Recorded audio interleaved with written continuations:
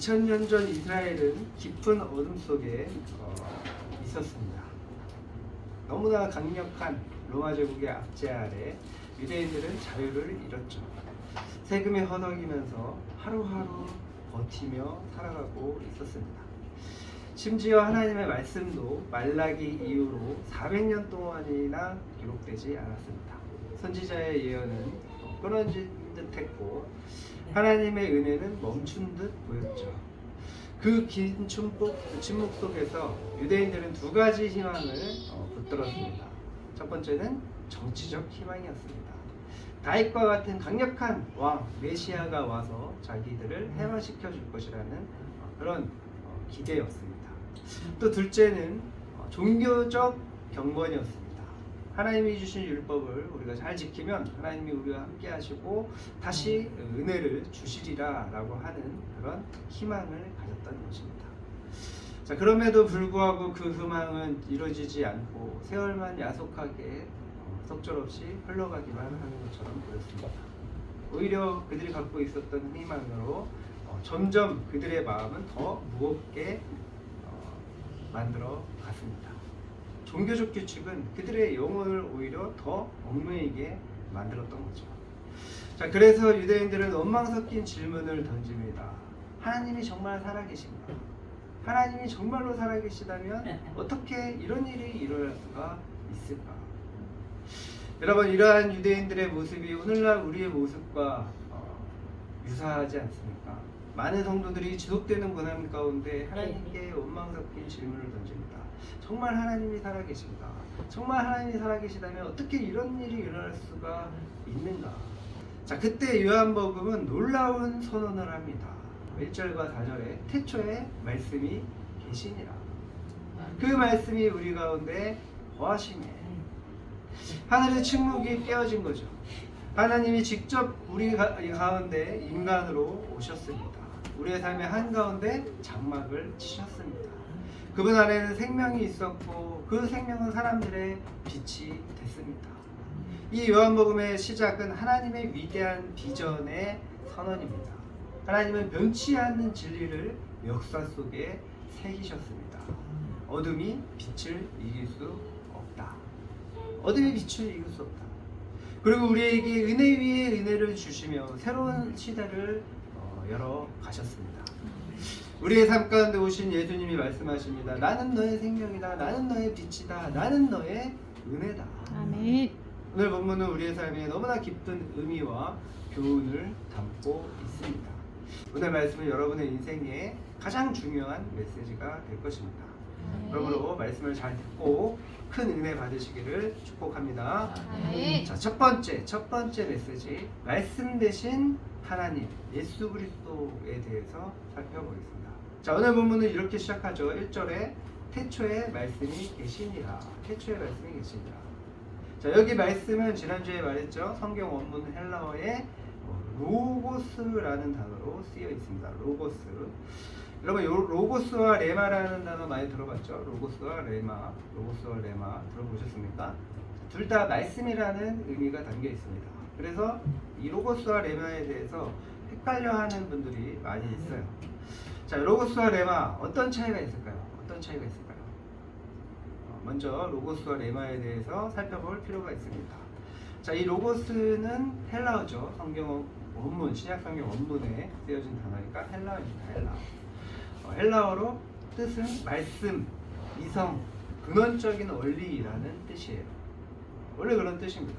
그런데 이 요한복음은 이 로고스라는 단어로 예수님을 설명을 합니다. 자, 1절을 다시 한번 보겠습니다. 1절, 태초에 말씀이 계시니라. 이 말씀이 하나님과 계셨으니 이 말씀은 곧 하나님이시니라.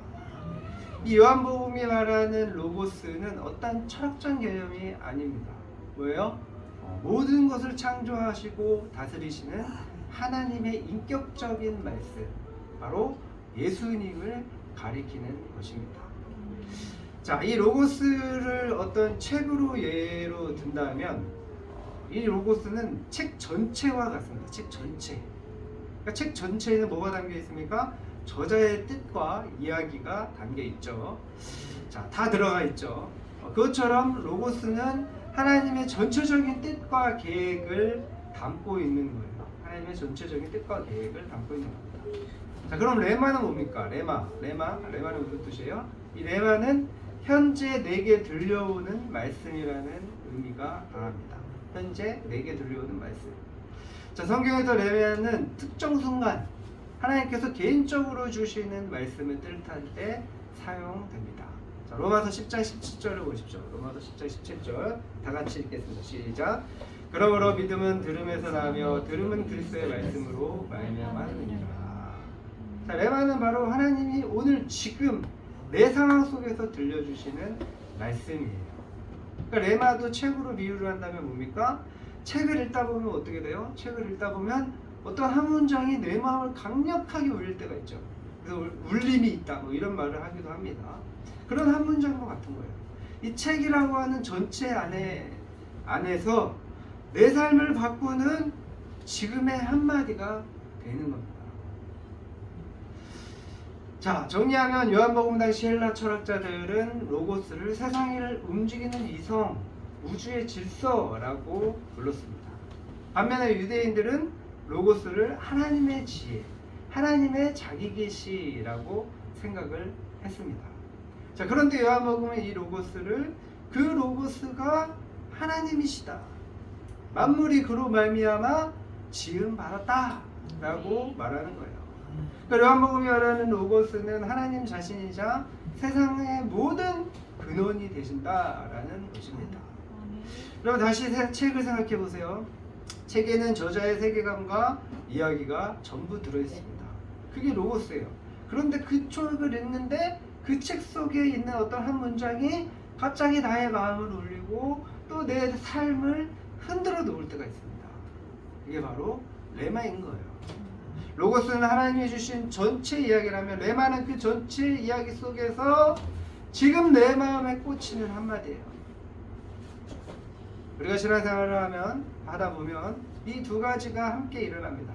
하나님의 큰 진리를 붙잡으면서 동시에 그분이 오늘 내게 내 삶에 주시는 한마디를 듣는 거죠. 자, 그리고 요한은 충격적인 선언을 합니다. 14절을 보십시오. 14절. 말씀이 육신이 되어 우리 가운데 거하시네. 정말 충격적인 말을 하는 거죠. 선언을 하는 거죠. 자, 여기서 거하시메가 또 중요합니다. 성경 원문에는 헬라어 스케노라는 단어예요. 스케노.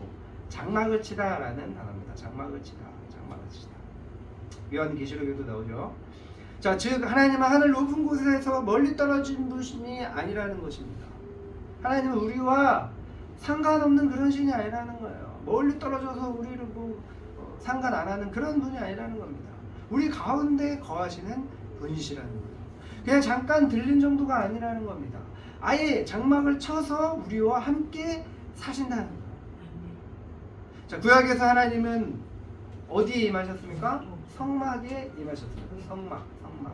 백성들은 성막에서 하나님을 만났습니다. 성막에서. 자, 요한복음은 말씀합니다.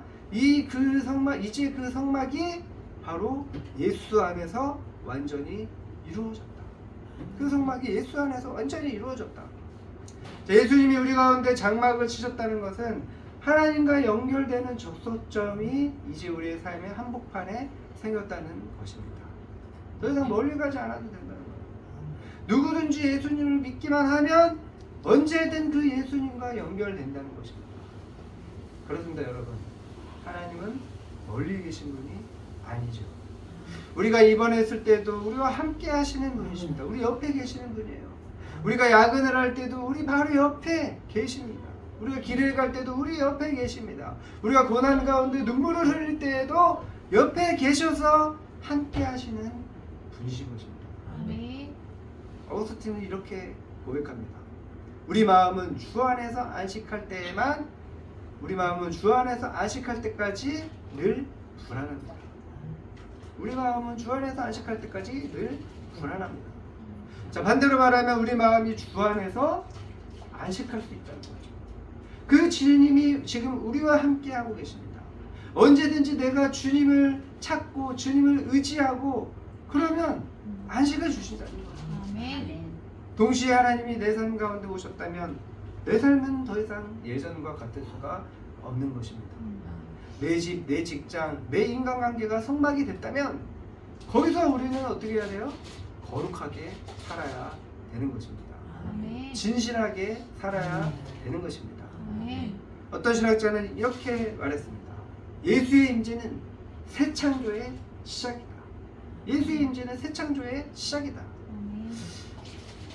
하나님이 우리 가운데 장막을 치셨다는 것은 단순히 내 옆에 계신다라는 뜻이 아닙니다. 내 삶 전체를 새롭게 빚어가신다는 뜻입니다. 여러분, 하나님은 우리와 함께 하시기 위해서 육신이 되어서 우리 가운데 거하셨습니다. 그리고 지금도 우리의 삶 가운데 함께 하시며 위로하시며 도전해 주시고 또 인도해 주십니다. 언제든지 우리가 그 하나님을 의지하고 기도하면 우리의 기도를 들어주십니다. 아멘. 이 놀라운 하나님의 사랑과 은혜를 받고 누리시기를 바랍니다. 언제 어디서나 하나님과 교제하며 하나님과 응답과 그 인도하심을 받으시기를 주님의 이름으로 축원합니다. 아멘. 자, 두 번째 생명과 사람들의 빛, 생명과 사람들의 빛에 대해서 살펴보겠습니다. 자, 헬라어로 생명을 의미하는 단어는 비오스예요. 비오스, 살아있음 그 자체를 말합니다. 살아있음 그 자체. 자, 그러나 요한이 여기서 쓴 단어는 뭐예요? 쪼에예요. 쪼에. 질적으로 풍성한 삶, 하나님과 연결된 삶을 의미하는 겁니다. 자, 쉽게 말하면 비오스는 밥 먹고 숨 쉬고 살아가는 것은 말하는 거예요. 일하면서 살아가는 거예요. 자, 조에는 그 삶에 의미가 있고 기쁨이 있고 사랑이 흐르는 것을 의미합니다. 자, 어떤 선교사님이 그런 말을 했습니다. 우리가 먹고 자고 싸기 위해서 이 땅에 태어나지 않았다. 그냥 먹고 자고 싸기 위한 그런 삶을 살지 말아라. 그렇게 강력하게 말했어요. 그냥 살아남기 위해서 살아가는 삶을 살아가지 말아라. 여러분, 왜 그 선교사님이 그런 말씀을 하셨을까요? 생각보다 너무나 많은 성도들이 그저 살아남기 위해, 살아가기 위해 살아가는 것처럼 보이기 때문이에요. 물론 삶에 여러 가지 어려움과 고난이 있을 수 있습니다. 어떤 때는 살아가는 자체가 너무너무 고통스럽고 어려운 것처럼 보이기도 하는 그런 경우도 있습니다. 그러나 그런 고난 가운데서도 우리는 하나님의 부르심의 목적을 기억해야 되는 거예요. 하나님의 비전을 생각해야 되는 겁니다. 우리는 그저 살아남기 위해서 이 세상에 온 것이 아닙니다. 하나님께서 우리가 이 세상에서 그저 살아남으라고 보내시지 않으셨다는 것입니다. 모든 성도들은 뭐예요? 하나님의 부르심의 목적이 있는 거예요. 우리를 향한 하나님의 부르심이, 비전이 있다는 것입니다. 예수님은 우리에게 단순히 연명을 위한 삶이 아니라 조회, 풍성한 생명을 주시러 이 땅에 오셨습니다. 그래서 요한복음 10장 10절에는 이렇게 말씀하는 겁니다. 내가 온 것은 양으로 생명을 얻게 하고 더 풍성히 얻게 하려 함이니라. 주님이 주시는 풍성한 생명을 깨닫고 누리시기를 주님의 이름으로 축원합니다. 아멘. 자, 예수님은 또한 빛이라고 하셨어요. 빛은 무슨 일을 합니까? 두 가지 일을 하죠. 첫 번째는 보는 거예요. 보는 거. 아무것도 보이지 않는 그런 캄캄한 밤길에 손전등 하나를 켜면 어떻게 됩니까? 어디로 가야 될지 보이듯이 빛은 진리를 드러냅니다. 진리 앞에 서면 내 모습도 보이고 세상의 실상도 보이는 거예요. 그래서 빛은 첫 번째로 보는 것이죠. 둘째, 빛은 따뜻하게 해줍니다. 따뜻하게 해줘요. 햇볕이 되면 어떻게 돼요? 방 안이 환해질 뿐만 아니라 따뜻해지잖아요. 그렇듯이 예수님의 빛은 우리를 치유하고 용기를 줍니다. C.S. 루이스는 이렇게 말했습니다. 나는 기독교를 믿습니다. 태양이 떠올랐음을 믿었듯이 태양 때문에 다른 모든 것을 볼 수 있기 때문입니다. 예수님의 빛이 우리 안에 비춰질 때 우리는 비로소 내가 누구인지 또 어디로 가야 되는지 알게 되는 것입니다. 빛이 어둠에 비치되 어둠에 깨닫지 못하더라. 자, 빛이 왔는데도 사람들이 거절했다는 거예요. 예수님은 하나님의 아들이셨는데 많은 사람들이 받아들이지 않았습니다. 왜 그랬을까요? 너희가 내 양이 아니므로 믿지 아니하는도다. 내 양은 내 음성을 들으며 나는 그들을 알며 그들은 나를 따르느니라. 아멘. 자, 양은 목자의 음성을 듣습니다. 하지만 양이 아니면 어떻게 돼요? 그 음성을 들어도 반응하지 않습니다. 이것이 근본적인 이유예요. 요한복음 1장 13절에도 본문에도 그렇게 얘기하고 있죠. 자, 그러나 당시 빛을 거절한 사람은 선택받은 민족인 유대인들이었습니다. 그럼에도 불구하고 선택받은 민족인 유대인임에도 불구하고 왜 거절했을까요? 하나님의 말씀은 모든 사람에게 선포되지만 겸손히 귀 기울이지 않는 자에게는 그런 겸손히 기울이지 않는 사람은 듣지 못하는 겁니다. 하나님은 모두가 볼 수 있도록 빛을 환하게 비추어 주셨습니다. 문제는 빛이 약해서가 아니에요. 그들의 마음이 어둠에 묶여 있었기 때문입니다. 사람들이 빛을 거절하는 이유는 단순해요. 내 생각과 내 길이 옳다고 생각하기 때문입니다. 하나님의 음성을 듣기보다는 내 욕망의 소리에 더 귀를 기울입니다. 유대인들은 또한 기대가 달랐어요. 로마를 무너뜨릴 정치적인 왕을 기대했습니다. 또한 유대인들은 종교적 자만심 때문에 빛을 거절했습니다. 율법을 지키고 종교적 전통을 따르면 충분하다고 생각을 했던 거예요. 그러나 정작 하나님의 아들을 거절했습니다. 더 나아가 유대인들은 자신의 자유를 빼앗길까봐 두려워했기 때문에 빛을 거절했습니다. 예수님을 영접한다는 건 뭐예요? 내 인생의 주인을 바꾸는 일이라는 것입니다. 그래서 거절한 거예요. 유대인들은 내가 주인이고 싶은 그런 마음이 있었던 거예요. 오늘날도 똑같죠. 우리는 예수님을 내 인생을 더 편하게 해주는 그런 어떤 돕는 자 정도로만 생각을 합니다. 그렇게만 원할 때가 많아요. 그냥 나를 도와주는, 내가 필요할 때 도와주는, 내가 어려울 때 내가 기도하는 것만 좀 도와달라는 거예요. 내가 기도하는 것만, 내가 도와달라고 하는 것만. 그러나 다른 것들은 좀 뭐야? 간섭하지 말라는 거예요. 내가 기도하는 거 외에는 간섭하지 말라는 거예요. 내가 하고 싶은 대로 내가 선택하면서 살겠다는 거예요. 내 인생의 주인은 나라는 거예요. 그러니까 내가 도와달라고 할 때만, 도와달라고 하는 것만 도와달라는 겁니다. 간섭하지 말라는 거예요. 그러나 여러분, 예수님은 우리의 왕, 우리의 주인, 우리의 생명의 근원으로 오셨습니다.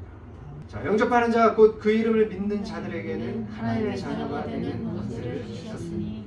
영접한다는 건 뭐예요? 단순히 예수님 알겠습니다 라는 게 아니에요. 내 마음의 문을 열고 예수님을 내 삶의 주심에 모시겠다는 것입니다. 믿는다는 건 머리로만 동의하는 게 아니에요. 관계적 신뢰입니다. 예수님께 내 삶을 맡기는 그런 결단인 거예요. 그렇게 할 때 하나님께서 주시는 복이 무엇이라고 말씀하고 있습니까? 바로 하나님의 자녀가 되는 권세입니다. 하나님의 자녀가 되는 권세. 자녀로서의 권세가 뭘까요? 하나님의 자녀로서의 권세가 뭘까요? 성경에서 권세는 권위와 신분을 동시에 가진 상태를 뜻합니다. 즉 하나님 앞에서 어떤 막 구걸하는 그런 존재가 아니라 당당하게, 담대하게 나아갈 수 있는 자녀가 된다는 뜻이에요. 하나님의 자녀의 권세는 첫째, 하나님과의 친밀한 관계를 맺게 된다는 겁니다. 하나님을 아버지라고 부르면서 기도하고 대화하며 마음을 터놓고 할 수 있는 그런 놀라운 특권과 축복을 갖는 거예요. 둘째, 영적 분별력을 갖게 된다는 겁니다. 세상의 어떤 유혹과 내 욕망 사이에서 하나님의 뜻을 분별해서 결정할 수 있는 능력을 갖추게 되는 거예요. 자, 셋째, 하나님의 상속자가 된다는 것입니다. 아멘. 예수 그리스도 안에서 하나님의 은혜와 축복을 누릴 권리가 주어지는 거예요. 영원한 유산을 경험하며 받으며 누리며 살아갈 수 있는 것입니다.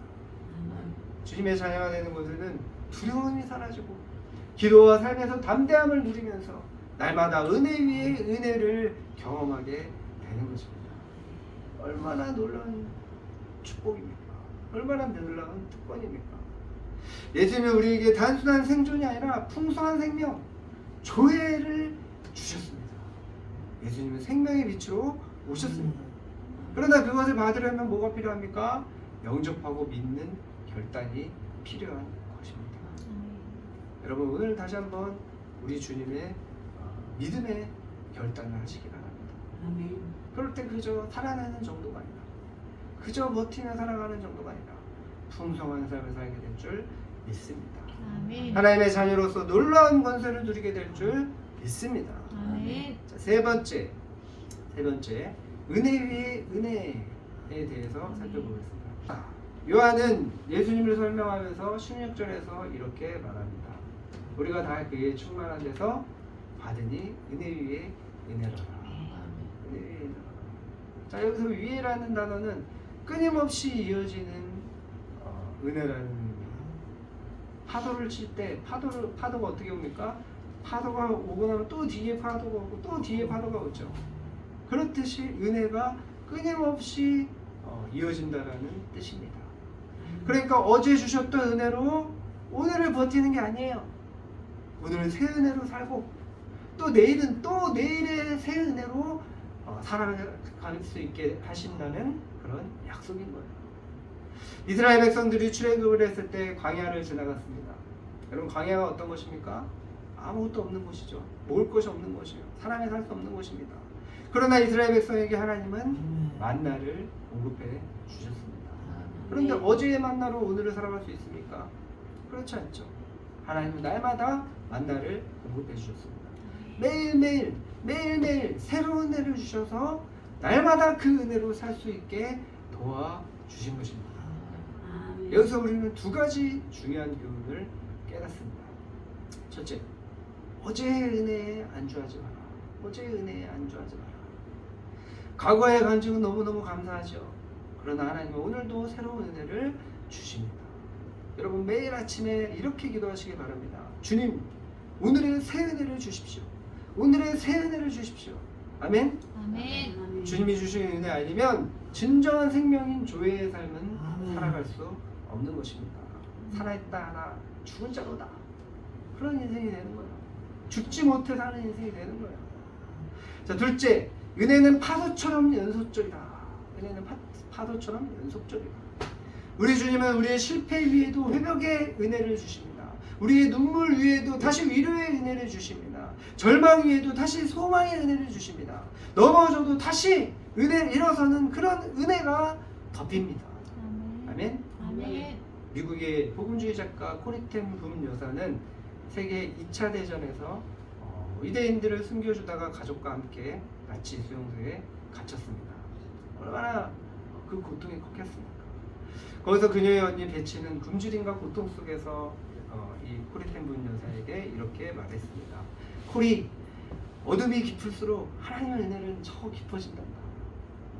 안타깝게도 언니 베치는 수용소에서 죽었습니다. 그러나 언니의 그 고백은 코텐붐 여사의 마음에 새겨졌습니다. 코리는 살아남아서 전 세계를 다니면서 이렇게 간증했습니다. 어둠 속에서도 은혜는 마르지 않았다. 나는 은혜의 은혜를 받았다. 그 엄청난 고통과 긴 고난 속에서도 그녀는 은혜 위에 은혜를 주신 주님을 경험하고 감사한 것입니다. 그녀의 삶은 오늘 우리에게 말합니다. 어떤 상황도 은혜의 파도를 막을 수는 없다.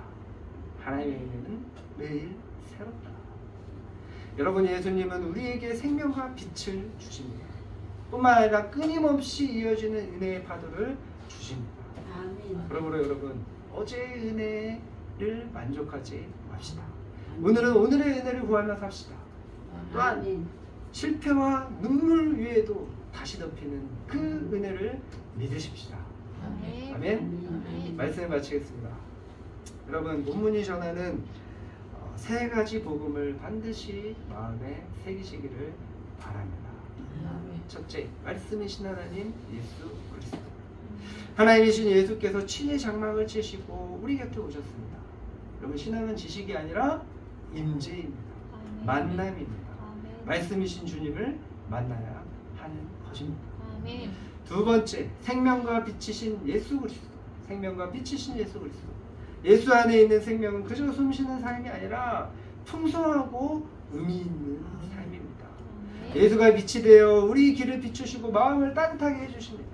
생명과 빛이신 예수를 영접하고 믿는 자에게는 하나님의 자녀가 되는 놀라운 권세를 받게 되는 것입니다. 세 번째, 은혜 위에 은혜로라. 은혜 위에 은혜로라. 예수 안에 있는 은혜는 한 번 받고 끝나는 것이 아니라 파도처럼 끊임없이 덮입니다. 실패 위에 회복의 은혜를 주십니다. 눈물 위에 위로의 은혜를 주십니다. 절망 위에 소명의 은혜가 지어집니다. 예수가 주신 은혜는 마르지 않는 샘물처럼 날마다 새롭게 주어집니다. 아멘. 여러분 오늘 예수님을 영접하십시오. 다시 한번 영접하십시오. 내 삶의 주인을 내려놓고 예수님께 자리를 내어 드리십시오. 아멘. 자녀의 권세를 담대히 붙드십시오. 오늘은 오늘의 은혜를 구하고 내일은 내일의 은혜를 기대하시기를 바랍니다. 아멘. 주님이 여러분과 여러분의 가정과 일터에 임재의 장막을 치시기를 축복합니다. 아멘. 어둠 속에서도 길을 비추시는 빛을 경험하기를 축복합니다. 주님의 자녀로 특권을 누리고 나누시기를 축복합니다. 아멘. 무엇보다도 여러분의 삶 위에 은혜 위에 은혜가 파도처럼 이어지기를 축복합니다. 아멘. 넘어져도 다시 일어나고 눈물을 흘려도 다시 웃으며 절망해도 다시 소망이 끊기지 않는 하나님의 자녀로 살아가기를 주님의 이름으로 축원합니다. 아멘.